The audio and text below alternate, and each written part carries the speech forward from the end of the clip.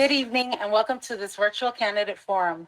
My name is Ruvine Jimenez and I am a member of the League of Women Voters of Benton and Franklin counties. The League of Women Voters is a nonpartisan organization that does not support or oppose candidates. In presenting these candidate forums, it is our goal to provide opportunities for voters to become better informed about the people who are running for public office. Tonight's forum has been pre-recorded in conjunction with the City of Pasco. After tonight, it will also be available for viewing through the League's Facebook page, the Badger Club website, YouTube, nwpb.org, as well as through the City of Pasco's website. The races we are featuring in our primary forums are the ones where 3 or more candidates have filed to run. Tonight, we will be hearing from the candidates who are seeking positions on the Pasco City Council Position 3 and Pasco School Director 5. These are all nonpartisan positions. At this time, I would like to introduce Tracy Dial, who will be our moderator this evening. As a popular KNDU news anchor, Tracy Dial is a familiar face in the Tri-Cities. Tracy is a Northwest native who received her bachelor's degree in communications arts at Lewis Clark State College in Lewiston, Idaho. She also began her career there, working in both radio and television, and even making some local commercials. Luckily for us, Tracy made her way to Washington Wine Country in 2012. She is the 2021 People's Choice Award winner, an honor she has won several times. And now let's welcome Tracy. Thank you so much. I think my introduction goes over the time limit. I need to shorten that down. I am so appreciative that you are all here tonight, and I am so thankful we still get to have events like these, even if they look a little bit different. It is such important information, and you candidates work so hard to get here. So it's a good thing to be able to share that with people. So let's get started. Here are the rules for tonight. Each candidate gets 1 minute for opening statements. This will be followed by questions. All candidates in the same race will have the same questions, and each person will be given the opportunity to answer first. You will have 1.5 minutes for answers. Then for closing statements, you'll once again have 1 minute. A League of Women Voters volunteer, a member, Bev, has the signage for us. When you have 15 seconds left in your time, she'll hold up the 15-second sign. When it is time to stop, she'll hold up a stop sign. You do not have to abruptly stop talking at that time, but please do wrap up your thoughts. So let's begin by introducing the candidates in the race for Pasco City Council Position 3. They are in the order that they will appear on the ballot: Leo Perales, Irving Brown, and Nikki Torres.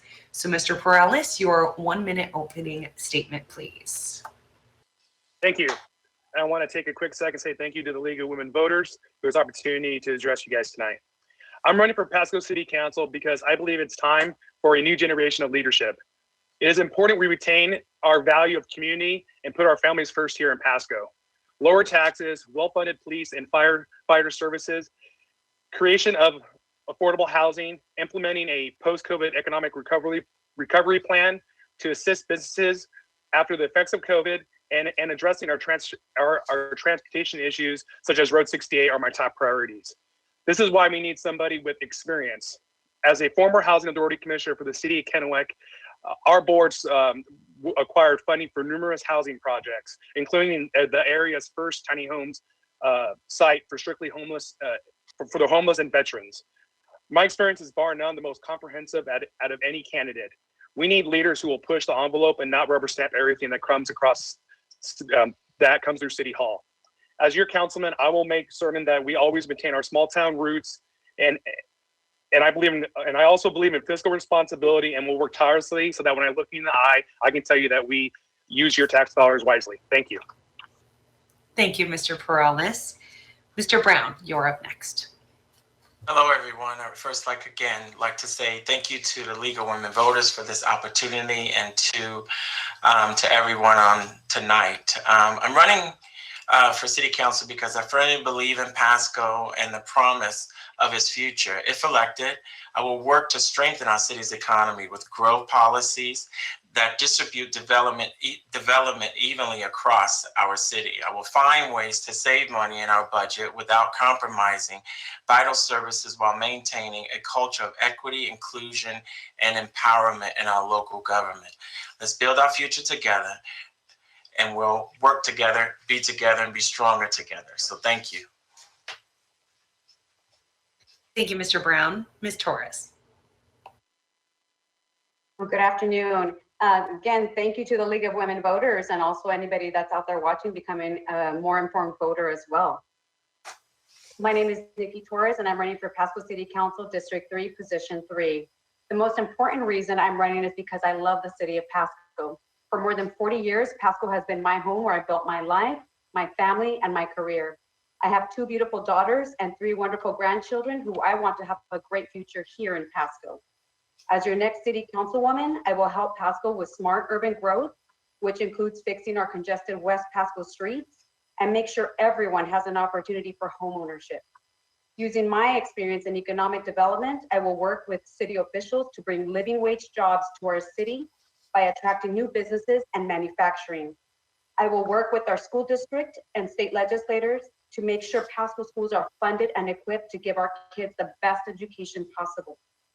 The people of Pasco are my priority, and I truly believe my role at City Hall is to be the bridge between both sides of Pasco. In my view, there is not an East Pasco or a West Pasco, there is one Pasco, and I promise to make the city the envy of the Pacific Northwest. Thank you, Ms. Torres. And a 4th candidate did not attend tonight's forum. That is Stephen Martinez. He will be on the ballot. Now it's time for question and answers. Mr. Perales, you will go first. And the first question this evening is, do you support a water park being built in Pasco? Why or why not? I do support a water aquatic center here in Pasco.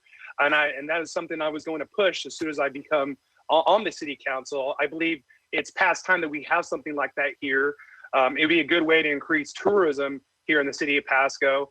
That's one way I would like to flip the way that we receive funds here in the city of Pasco.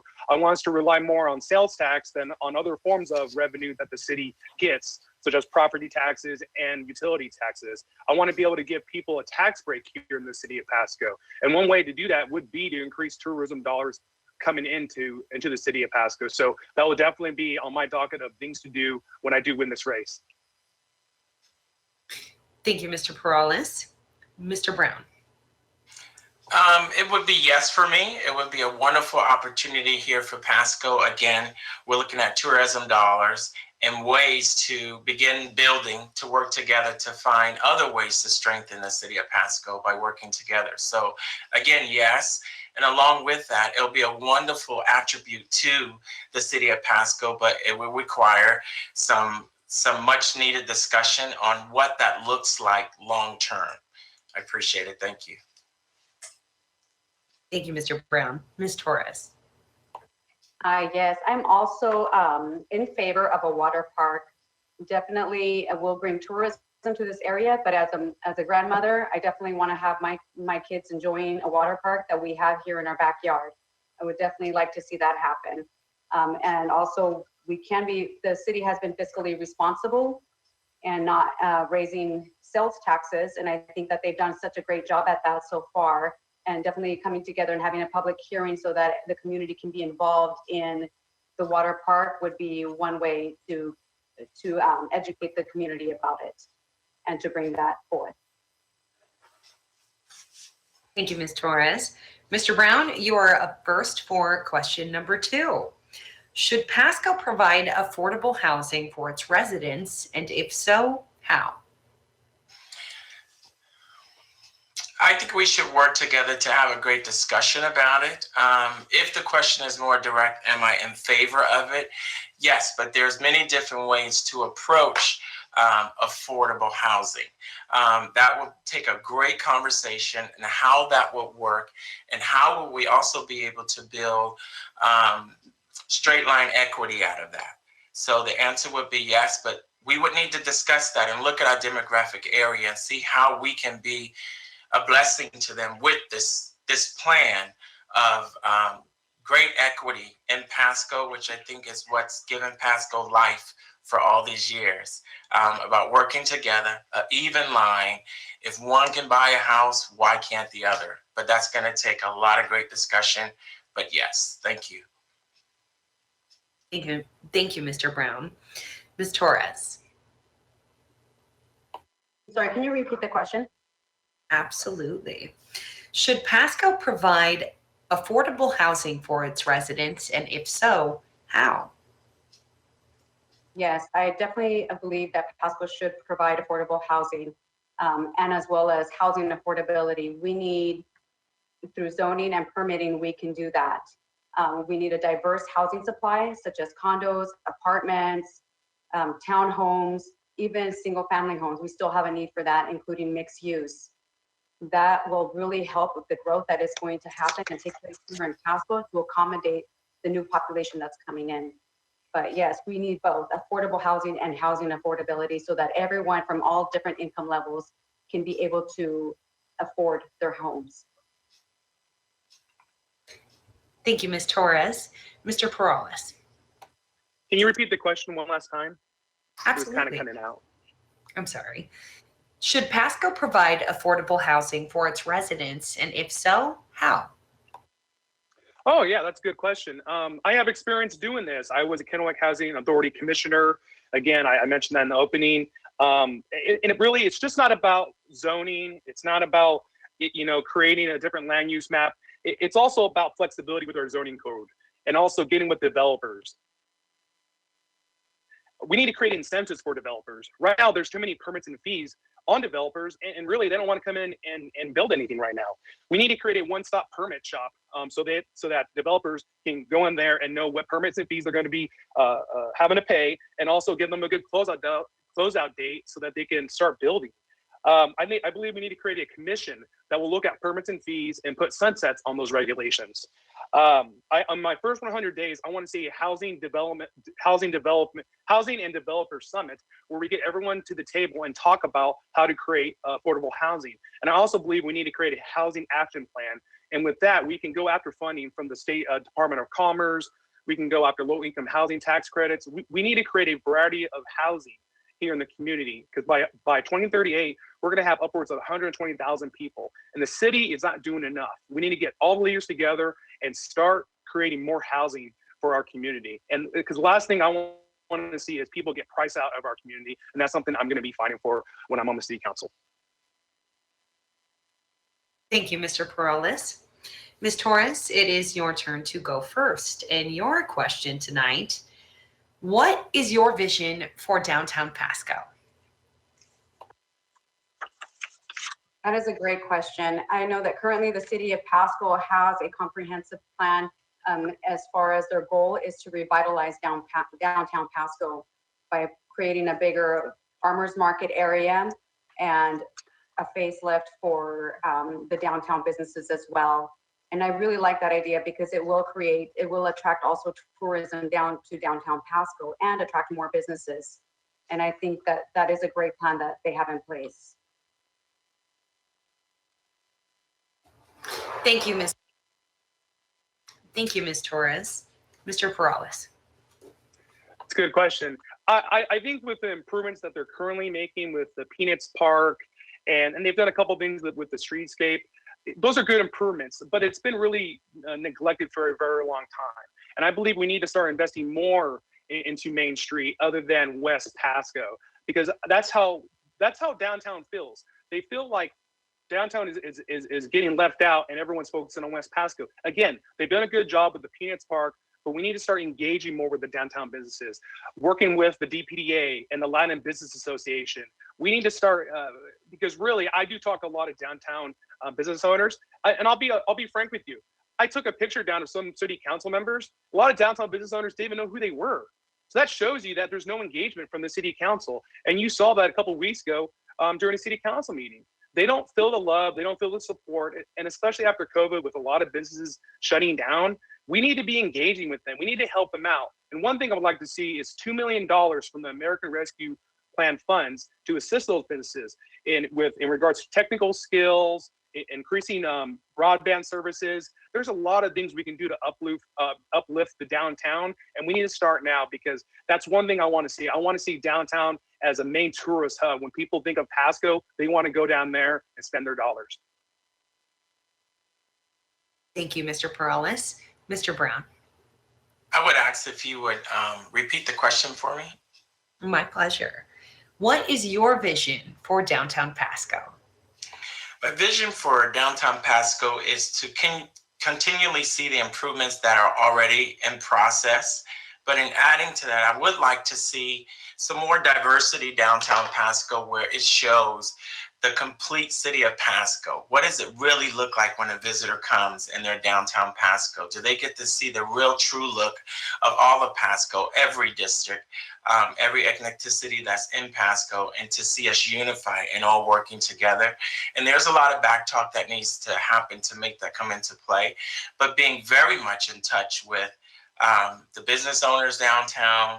I would love to see council members walking about, visiting the stores and saying hello and seeing how you are and having those face-to-face conversations with them, because when this is all over, we're still residents and we're still the same people that walk in, that purchase from them, but we need the relationship with them to really revive downtown Pasco. The relationship, I think, is a little weak, and it's just a breakdown in communication, but with a little visitation and some love, I think what I want to see in Pasco is going to be a wonderful, vibrant place to go, where you can identify with every area of downtown Pasco, wherever you may go.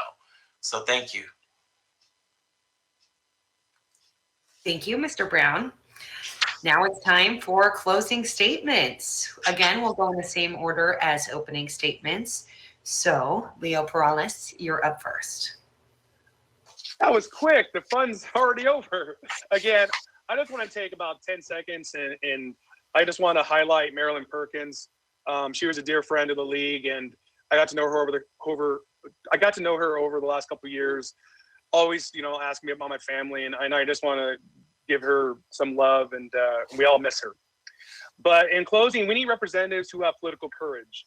We need someone on council who will fight so that our city and county retains its value of community. It's imperative that we have leaders who have real experience dealing with affordable housing, long-range planning, community policing efforts, and building community. It will never be about me, only you, and the continued fight to ensure that our government stays close to the people. I want to thank the League of Women Voters, and God bless. Thank you, Leo. Irving Brown, you are up next for closing statements. Yes, thank you for the opportunity. And my closing is just, again, if we can really take time out and look at every district in Pasco and begin to start a building process, that's going to be a huge blessing to everyone in every district, which means District 3 to take care of. So I would love to see us sit down at a table and really develop Pasco for the beauty that it does have. If we can just come together and be one and united in one, I would be a very happy resident in Pasco. And my excitement is having an opportunity to run. Oh, that's my first time, and being a potential council member here for Pasco, being a voice for those who may not have a voice, but we're going to build together, whether seat taken or not taken. We're going to build together and make a beautiful Pasco. Thank you. Thank you. And our final candidate in this race, Nikki Torres. Thank you.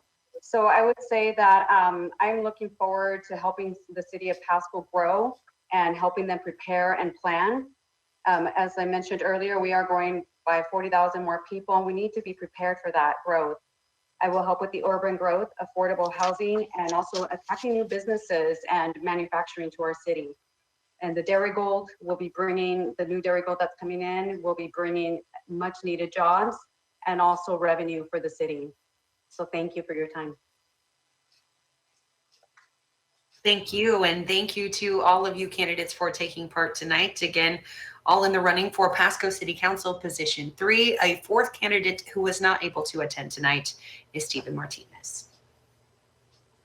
Good evening and welcome to this virtual candidate forum.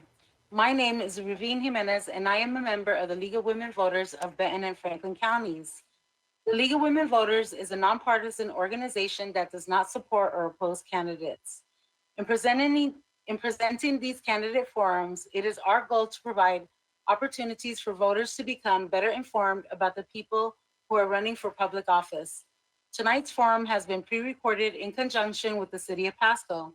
After tonight, it will also be available for viewing through the League's Facebook page, the Badger Club website, YouTube, nwpb.org, as well as through the City of Pasco's website. The races we are featuring in our primary forums are the ones with 3 or more candidates have filed to run. Tonight, we will be hearing from the candidates who are seeking positions on the Pasco City Council Position 3 and Pasco School Director 5. These are all nonpartisan positions.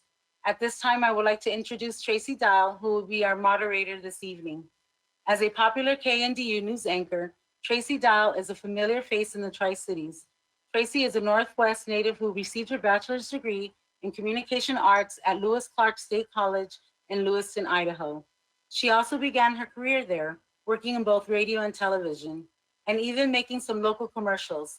Luckily for us, Tracy made her way to Washington Wine Country in 2012.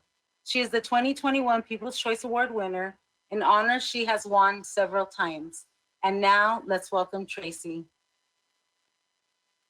Thank you, Ms. Jimenez, and thank you so much for letting me be a part of this. So once again, we'll just go over the rules of engagement for tonight's forum. Each candidate will have the opportunity to give a 1-minute opening statement. This will be followed by the question and answer period, where each candidate will have 90 seconds to answer the question. All candidates in the same race will be asked the same question, and each person will be given the opportunity to go first.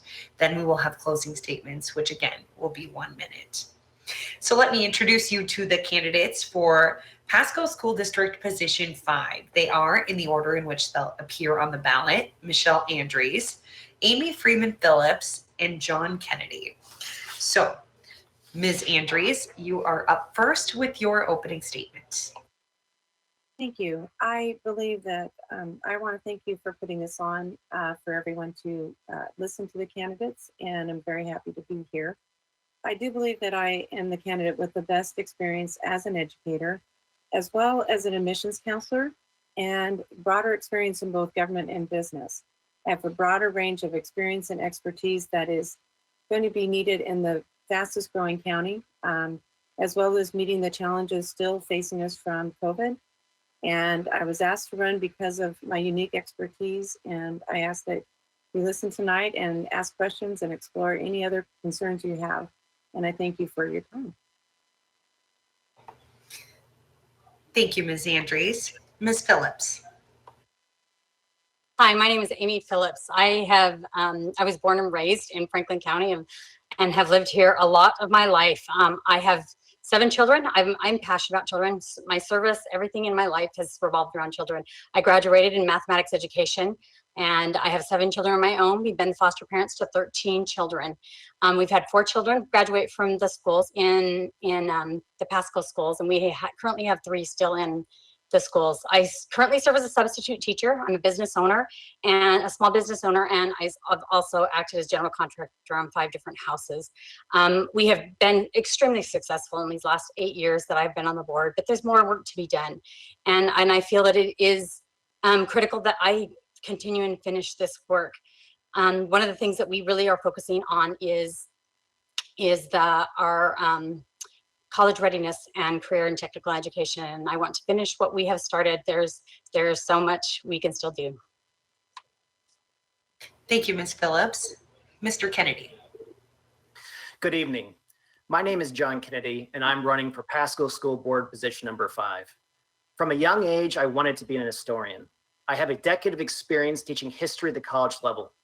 I am a history instructor at CBC and WSU Tri-Cities, and the Economic Recovery Coordinator at the Benton Franklin Council of Governments. I am running to apply my knowledge and helping our board set policy and allocate resources necessary to serve all our children. As a college professor, I've seen the learning challenges some incoming freshmen and Running Start students have, and we can address these challenges as a collaborative team. Career or college readiness requires that students have tools necessary for success and a healthy emotional and social well-being. I will work with anyone, regardless of point of view, and will listen to parents, students, district staff, and my fellow board colleagues when making student-centered decisions. If this is leadership you want on the school board, then I humbly ask for your vote. Thank you. Thank you, Mr. Kennedy. Now for our first question tonight, Ms. Andrews, you will go first. What can the board do to help ensure that students improve any learning deficiencies as a result of the last 2 years? Well, most of what I've been talking and listening to parents is testing. And most of the curriculum that comes into school has its own testing in it. But after reviewing many different types of tests, including Compass and that are used by community college and onward, the one test that really tests your subject matter is the Iowa Basic Skills Test. And they test all grades. There is a source, it's only $2.50. It's affordable. And I think it would really give us a litmus test of whether our curriculum and our students are really truly prepared and compare it to the national level. And so we need to start there as a benchmark and then begin to design programs, and including online and in person, to make sure that those kids are being covered. There are discrepancies with communication. And so I would definitely want to have children reading when they're coming out of kindergarten. I've had 2 schools, one right here in Pasco. It's a private school, but there's no reason public school cannot have children reading coming out of kindergarten. And instead of phonics awareness, have the phonics so that different languages can talk to each other. There has to be a base. And then I would really like to see those proficiencies met by 3rd grade instead of 4th grade, because 4th grade children are already making up their decisions, and it's very hard to catch up by the time 5th and 6th grade and they transition into middle school. Thank you, Ms. Andrews. Ms. Phillips. That is a great question. It is one that has been on my of great concern to me lately. I have really researched this, and because our kids, we have so many kids that are low income, that struggle in our district, that it is critical that we help these kids, because those are the kids that were hit hardest during COVID. The year before COVID, 7 of our schools were recognized for growth and excellence, and we need to continue that trajectory. And so one of the things that we are doing and will continue doing is a program called AVID that helps our children with organization and study skills. It helps them to be able to propel themselves forward and do better more quickly. And it's something that we were just getting into all of the schools before COVID hit. And it's a great basis to have our kids really excel. Another is our state of the school addresses that we also implemented the year before COVID. They have been excellent ways to help hold our schools accountable. We go to each and every school and they tell us what we are doing through certain metrics. So we know how the children are doing and how they're testing. And the schools are excited to tell us this. They're excited to show us growth. Through this tool, we hold schools accountable, but we also give them support. And when schools are held accountable and they have the support of the district behind them, they can do incredible things. And that's exactly what we've seen them do and what we expect them to continue doing. Thank you, Ms. Phillips. Mr. Kennedy. Well, COVID-19 has certainly increased the disparities that we see in our school district. There are students who did very well and succeeded during this past year on online education. Some and other students struggled. And later in the fall, the school district will be assessing where our students are, and those results will give us an idea of how much acceleration and additional instruction we need to do for the next summer to help our students who are struggling and who fell behind this past school year get back on track. I think it's really important that the school board communicate and work with our parents from across our community and in our various areas of our city and our district, and making sure that the school district is working with them and providing them with the necessary educational tools to help their children get back on track if they fell behind this past school year. I think it's really important that we focus on core skills and making sure that our students are learning the transferable skills necessary for success at the college level, but also in the careers. And so I think by collaborating with the school board collaborating with our district staff, our superintendent, our parents, and our students, that we can assess where we are for this coming school year and set policy, which is the main job of the school board, that will address any disparities among our student population. Thank you, Mr. Kennedy. Second question tonight, Ms. Phillips, you will go first this time. Should more be done in the local school curriculum to include the perspective of Native people, contribution of Chinese Americans to the railroad, African Americans to the Manhattan Project, and Latinos to agriculture, etc.? Why or why not?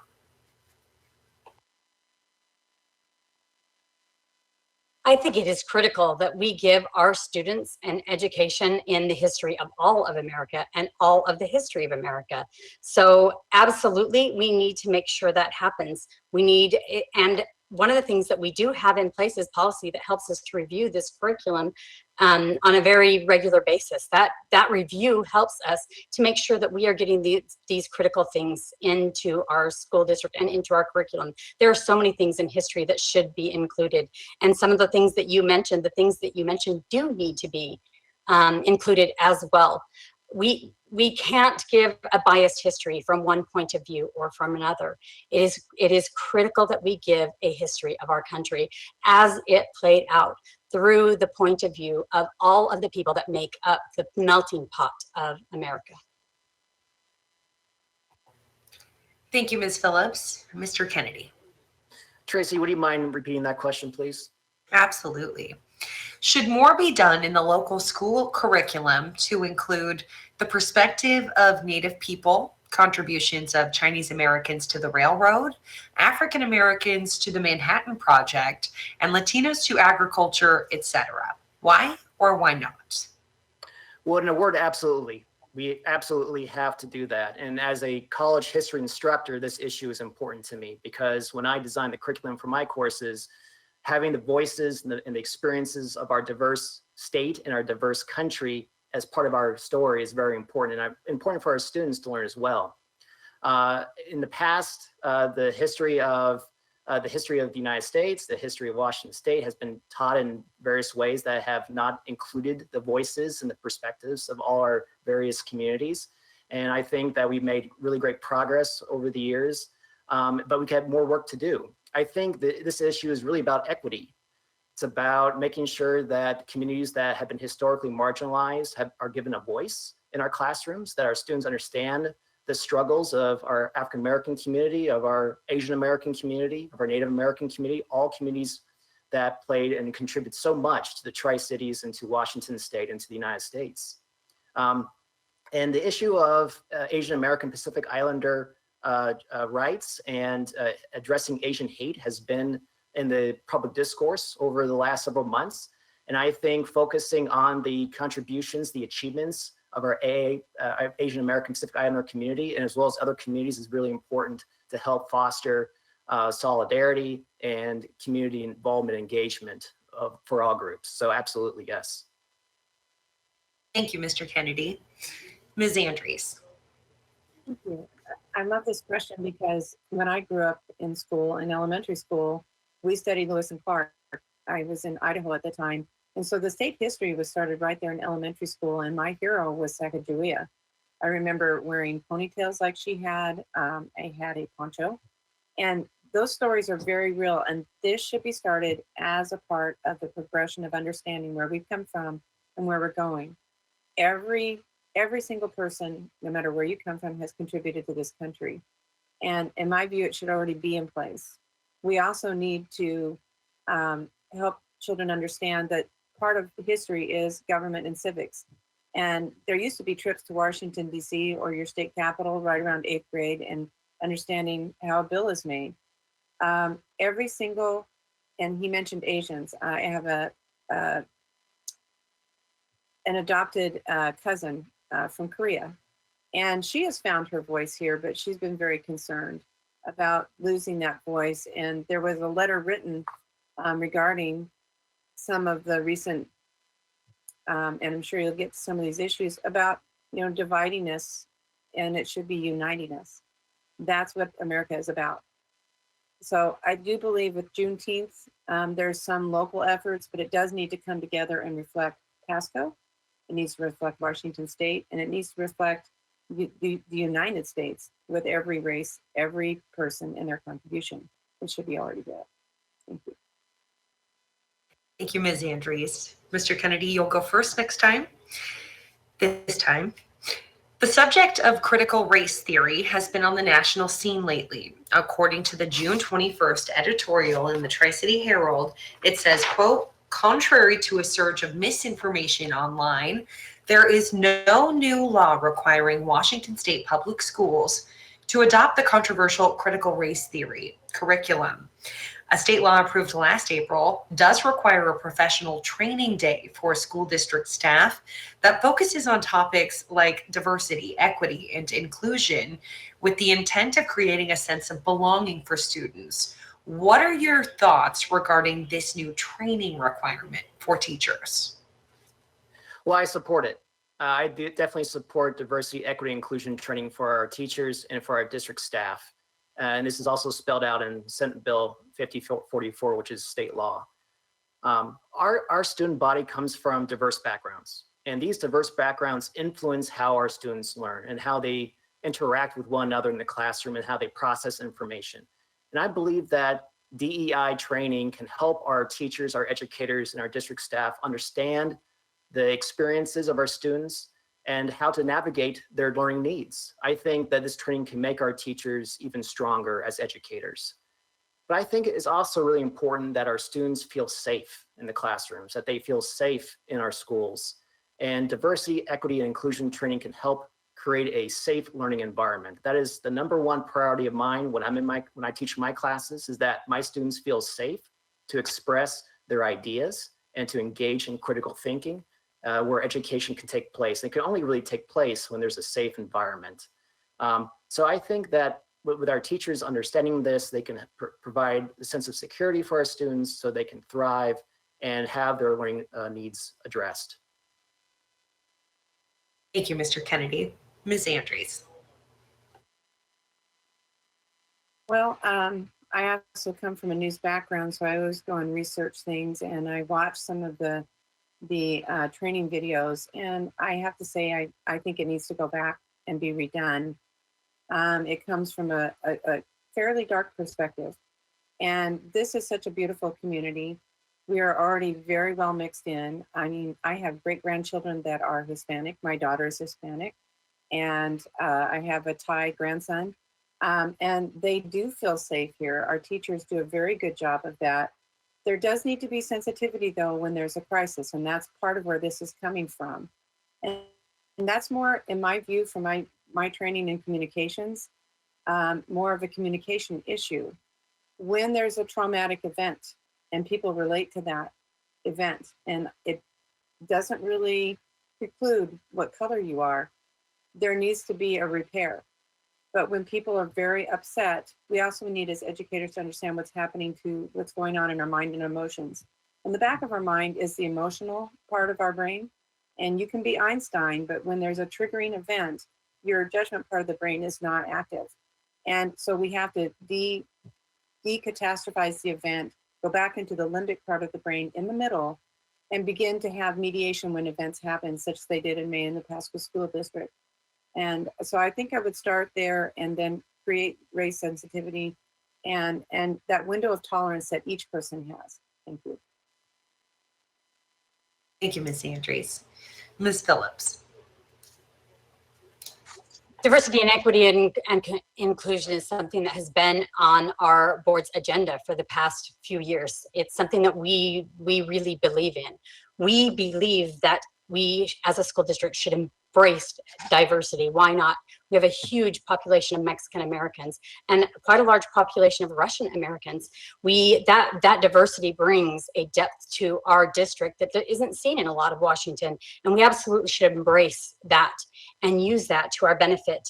We also should give every single child the opportunity to embrace their dreams, to reach their potential. And that's what equity is all about. It's about taking every child and helping them reach their personal potential. And some kids need more of a lift in that, and some kids need less. But it is our responsibility as a school board to make sure that happens. And of course, we need inclusion. Our kids need to feel like belong. They won't learn, they won't reach their potential unless they are included, unless they feel like they are cared for, loved, and belong. We introduced a thing called outrageous outcomes as a board to really propel our district forward. A lot of it was on student achievement, but the fifth goal is on that inclusion piece. It's all about connecting with parents or coaches or kids or whomever. That is a social emotional piece that is so critical. And that inclusion piece is something that we have to teach through all of our schools.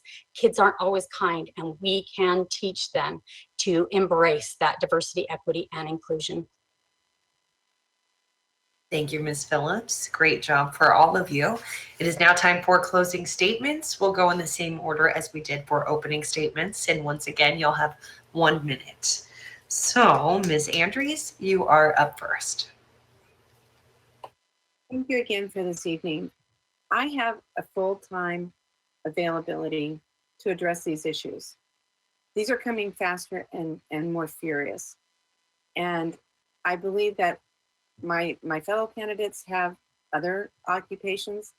I have full time to designate to inclusion, to better testing, to better outcomes. And I think that that is the best fit for Pasco and the needs that they face right now.